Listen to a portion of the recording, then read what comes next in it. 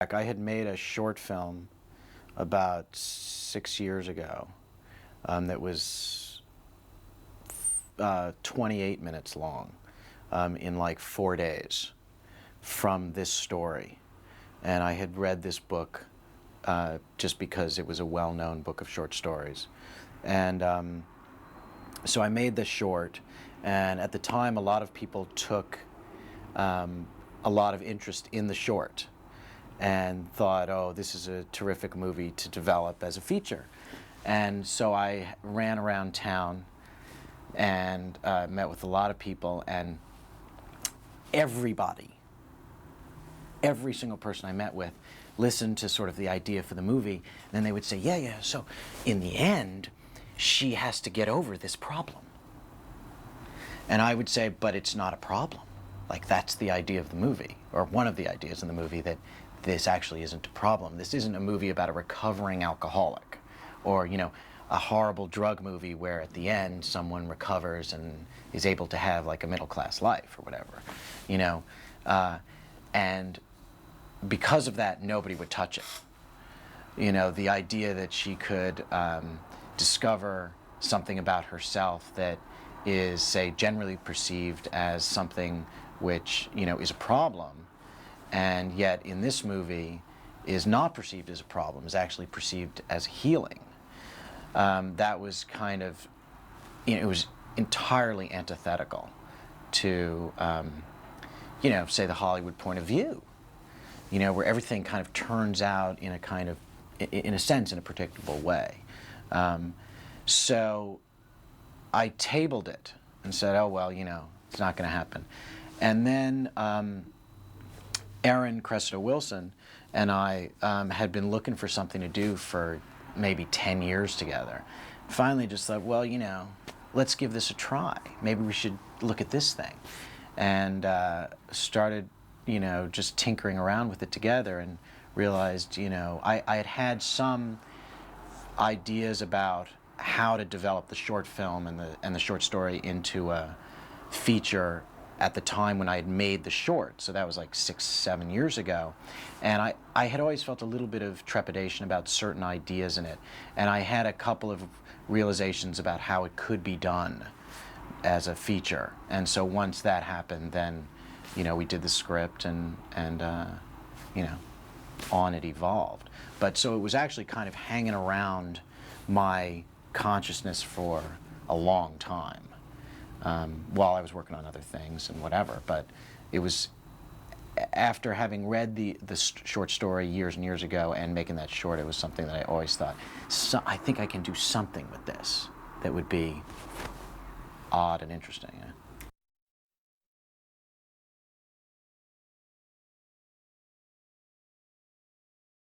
What's it about? Goodness gracious. Well, you know, in a certain way, it's about something entirely mysterious. You know, and it's funny because sometimes Maggie and I on the set we would try to talk about something, and ultimately we would sort of say, yeah, it has this feeling. And then she would just do it, and it would be right. But, you know, if you have to sort of say what it's about, it's, you know, it is a very black, comedic coming-of-age story. But it's a coming-of-age story like no other. You know, I mean, there were movies like, for example, My Beautiful Laundrette in the 80s, where, you know, suddenly here was this movie where, you know, gay, homosexual, male homosexual love was portrayed as something that could have all the meaning and depth of a heterosexual relationship, which is obviously true, but at the time, cinematically, hadn't been done. And, you know, then there were, in the 90s, movies about lesbians that kind of did the same thing, where it said, you know, wow, you know, they can have a meaningful, loving relationship just like other people, and it isn't sick. You know, like, oh, we thought, you know, how risque and crazy, you know? And so, in a sense, this is kind of an S&M movie in that vein, where something which is perceived as odd or crazy or weird or underground or dark actually isn't. You know, it was actually just part of ordinary life.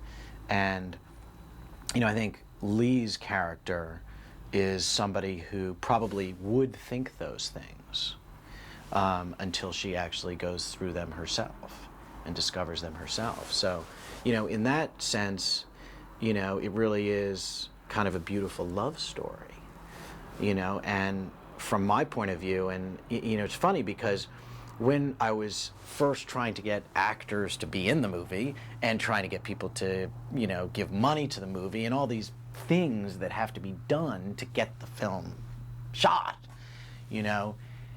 people were really scared. Like, is this guy crazy? Or am I going to make something sick and creepy? Which I suppose somebody could have done. But, to me, it's just so obvious and touching and beautiful and simple, and her experience is very innocent. And it's not about, it's funny because we talked a lot about this from a design point of view, which was, you could make Spader's office, Mr. Gray's office, like a dark cave. So that she would be going into this dark place, doing these dark and scary things. But really, it's about a girl journeying from darkness into light. So we wanted to have his office be kind of suffused with natural light and have it be texturally entirely natural. So for example, everything in the outside world is plastic covered and fake. But when she goes in there, everything is wood, everything is natural tones, everything is green, everything is growing. You have patterns on the walls of flowers and trees and nature, because it's a place, in a sense, of innocence and a kind of Garden of Eden. And so all of these things actually affect the way in which you experience her journey, which is, discovering something about herself that is just true. It's not ugly or beautiful, or you don't make a judgment about that. It's just something which is right for her and which she knows and she connects with. So, that's sort of what the movie's about.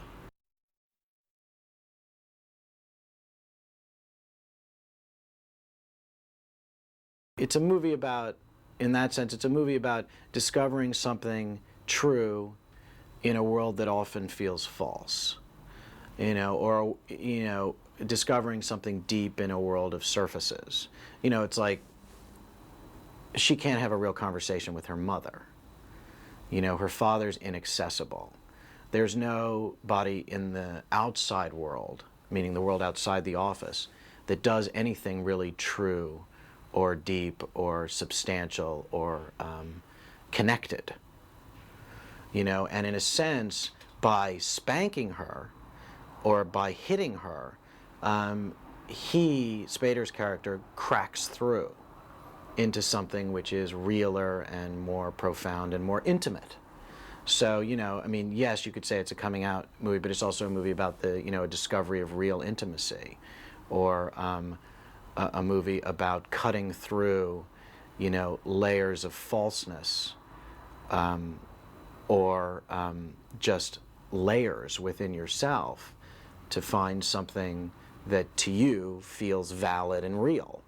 That doesn't have to be S&M, it can be anything. It's like, for example, when we see My Beautiful Laundrette, or we see a movie like High Art, or we see any movie, be it sexually oriented, which those movies are, and that's the only reason I mention them, but any movie where somebody discovers something true about themselves, that's validating. You may not feel as an audience member that you're discovering that, but you feel that because that character on the screen is discovering something real and intimate and profound about themselves, that gives you access to that same experience for you, whatever that might be. So, the S&M in that sense, and I think we treated it as such in the filmmaking, is essentially a metaphor. It's really not so important. It's an incredibly great hook. It will be known as that movie where James Spader spanks that girl. That's obvious. And that's great, because if that makes people go see the movie, terrific. But is that the essence of the film? No. Is S&M the essence of the film? No. It's not really a movie about S&M at all. It's not really a movie about sex. It's a movie about two people finding a way in which they connect that, despite judgment, say, of the outside world, whatever that might be, for anybody, it can be anything, you know, is validating and worthwhile. So is that about S&M? I don't really think so. You know, I don't think a movie like My Beautiful Andrette or High Art, for example, I don't think those are movies about gay relationships. I think those are movies just about love.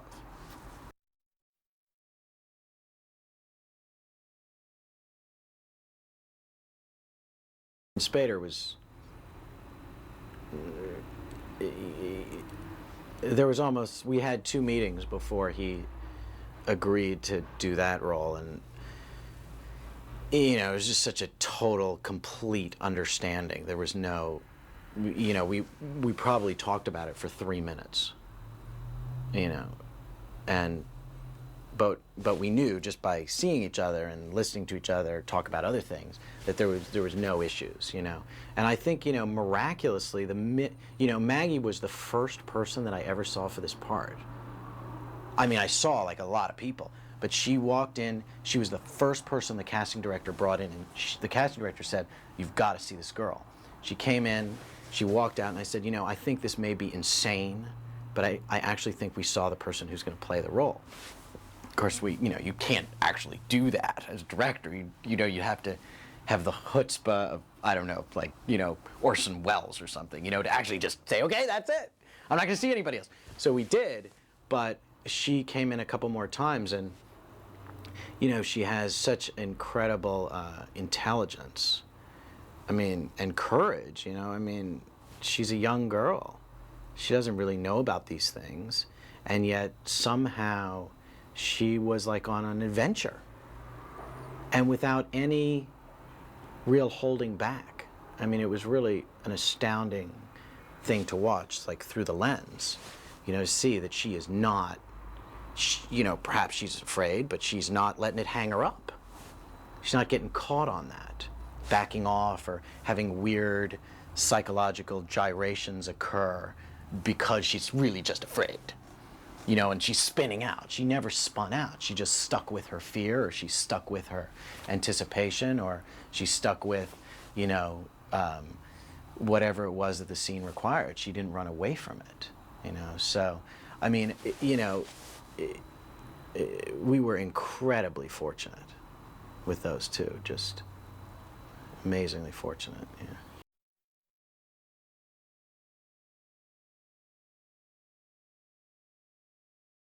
Spader is